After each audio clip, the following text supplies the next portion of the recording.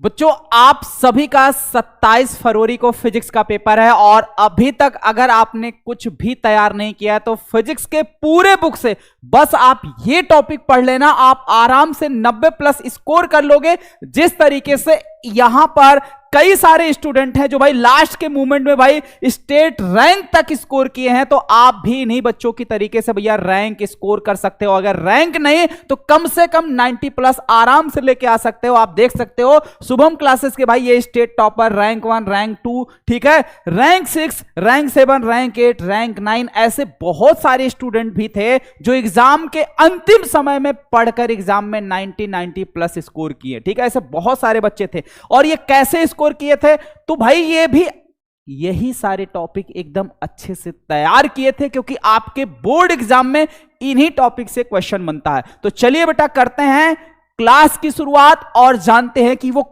कौन से important topic है जहां से इस बार 2026 में क्वेश्चन बनने वाला है। तो जो बच्चे अभी तक चैनल को सब्सक्राइब नहीं किए बेटा, सबसे पहले आप सभी लोग चैनल को सब्सक्राइब करके बेल आइकन का बटन जरूर प्रेस कर लीजिएगा। ठीक है, तो चलिए आइए करते हैं स्टार्ट। तो बहुत बहुत स्वागत है भाई आप सभी का हिंदी मीडियम के इस नंबर 1 चैनल शुभम क्लासेस में।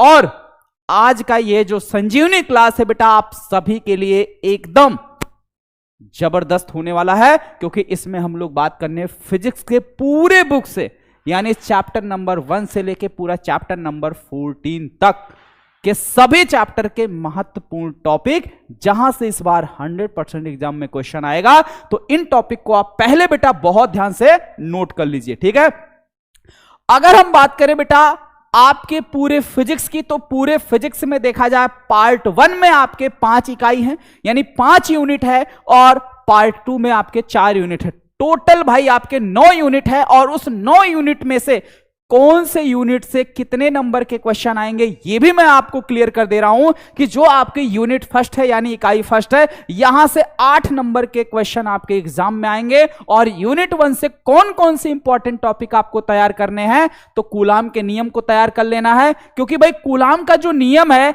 इस पर न्यूमेरिकल आपको देखने को मिलते हैं। कूलाम के नियम पे न्यूमेरिकल देखने को मिलते हैं, और कभी कभी कूलाम के नियम का सदिश रूप का सूत्र पूछ लिया जाता है।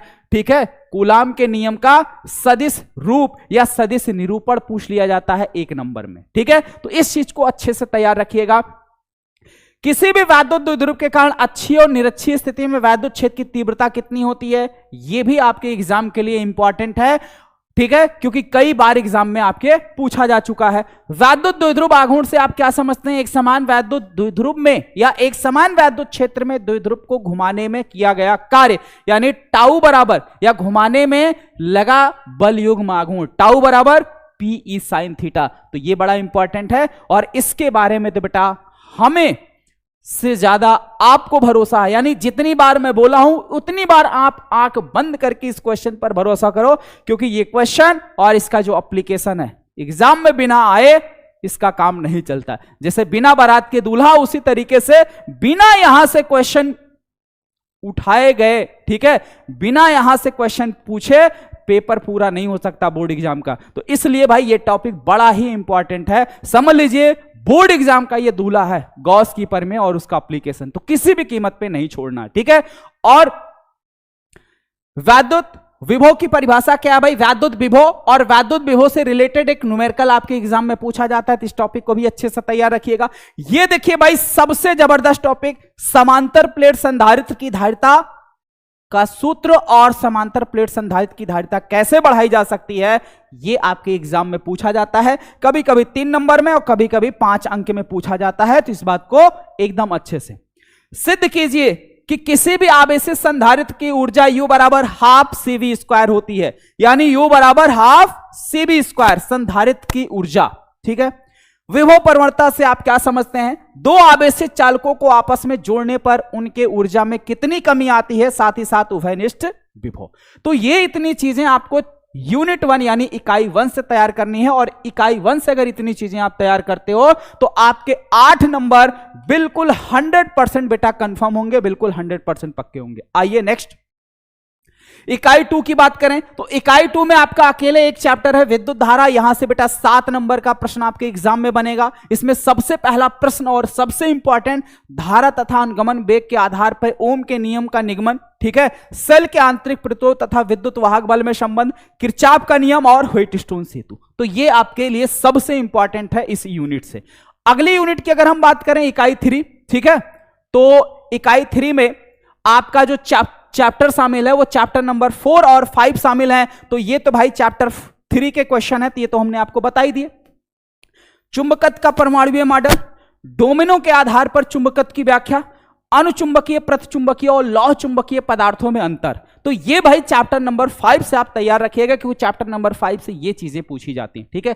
और इसके साथ साथ इसी में शामिल है भाई आपका चैप्टर नंबर 6, लेंज का नियम, विद्युत चुंबकीय प्रेरण, ठीक है, और वैद्युत चुंबकीय प्रेरण संबंधी फैराडे का नियम, एलसीआर, ट्रांसफार्मर और चोक कुंडली, ठीक है। ये थोड़ा सा देख लीजिएगा, कभी कभी एग्जाम में पूछ लिया गया है। लेकिन ये जो ट्रांसफार्मर है और ये जो एलसीआर है, ये दो ऐसे इंपॉर्टेंट टॉपिक है आपके इस चैप्टर से, और इस यूनिट से भी आपके 8 नंबर का क्वेश्चन आपके एग्जाम में पूछा जाता है। 8 नंबर के क्वेश्चन, यानी चैप्टर 6 और 7, इन दोनों चैप्टर से, चैप्टर 6 और 7 से कितने मार्क्स के क्वेश्चन भैया बनते हैं आपके एग्जाम में?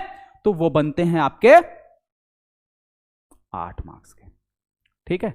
और चैप्टर नंबर 4 से अगर आपको कुछ तैयार करना है तो बायोसेवर्ट का नियम, एम्पियर का परिपथीय नियम, ठीक है, बायोसेवर्ट का नियम और एम्पियर के परिपथीय नियम और एम्पियर के परिपथीय नियम का उपयोग, ठीक है। आगे बात समझ में? यहां पे आपको क्या करना है, बायोसेवर्ट का नियम, बायोसेवर्ट का नियम, एम्पियर का परिपथीय नियम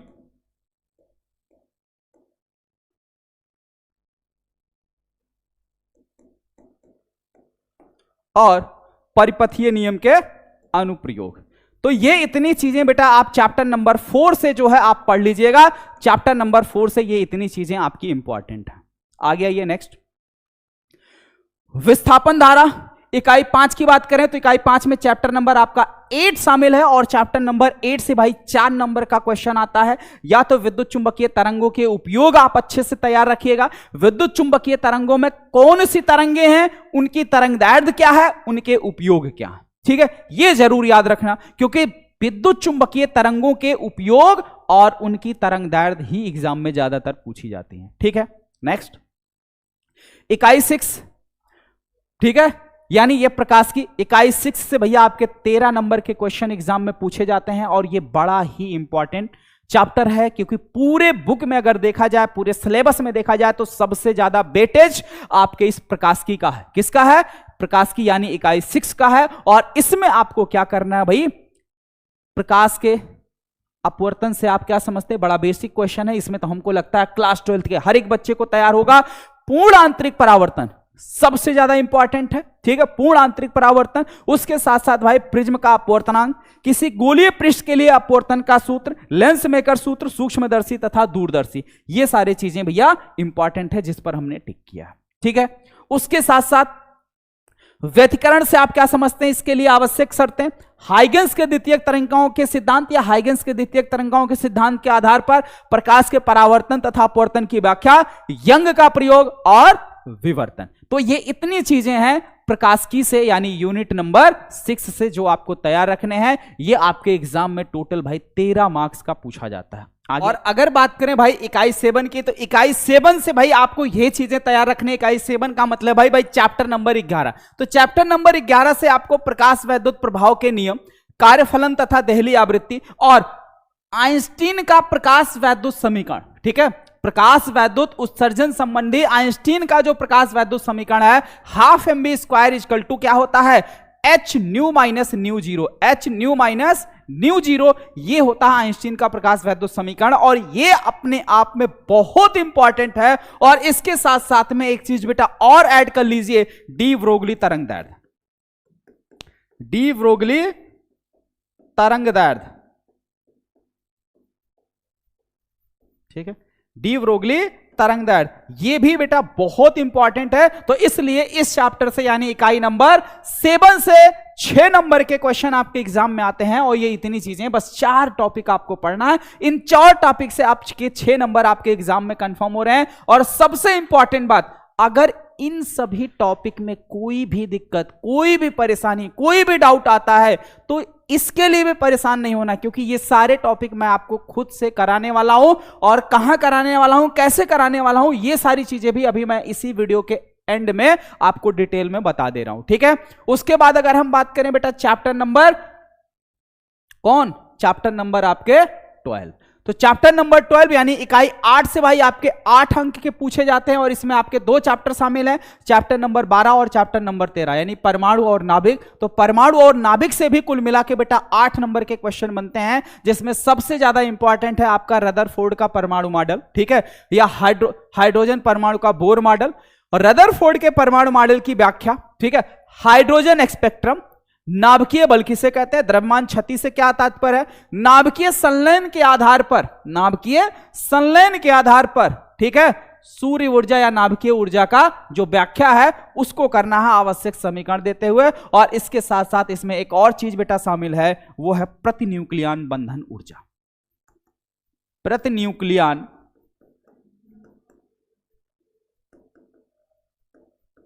बंधन ऊर्जा। तो प्रतिन्यूक्लियन बंधन ऊर्जा, तो कुल मिला के इतनी चीजें आपको तैयार करनी है। 8 नंबर आपके एकदम पक्के होंगे। और लास्ट यूनिट यानी इकाई नंबर 9 और चैप्टर 14, तो यहां से भैया ऊर्जा बैंड के आधार पर चालकों में अंतर, यानी चालक क्या है, अर्धचालक क्या है, कुचालक क्या है, तो ये चीजें ऊर्जा बैंड के आधार पर इन तीनों में अंतर बताना है। और इसके साथ साथ पीएन संधि डायोड में धारा का प्रवाह और पीएन संधि डायोड के उपयोग, 2 ही उपयोग हैं, एक पूर्ण तरंग दैर्ध्यकारी और एक अर्ध तरंग दैर्ध्यकारी। इसके अलावा और कुछ इस चैप्टर से आपको नहीं पढ़ना है, इतनी ही चीजें इस चैप्टर से आपको पढ़ना है, वो भी 8 नंबर आपको एग्जाम में देके जाएगा, ठीक है, क्लियर है। और ये सारी चीजें बेटा मैं आपको कराने वाला हूं इस ब्रह्मास्त्र बैच के अंदर। जो भी बच्चे बेटा अभी तक इस ब्रह्मास्त्र बैच को नहीं ज्वाइन किए हैं, इस ब्रह्मास्त्र बैच को जरूर आप सभी लोग ज्वाइन कर लीजिएगा, जिसके अंदर आपको कैसे चीजें मिलने वाली हैं। जिन छात्रों की तैयारी अभी कुछ भी नहीं हुई है उनके लिए ये बिल्कुल वरदान है। वरदान कैसे है, क्योंकि यहां पे आपको चैप्टर नंबर 1 से फिर से एक एक चीज पढ़ाई जा रही है।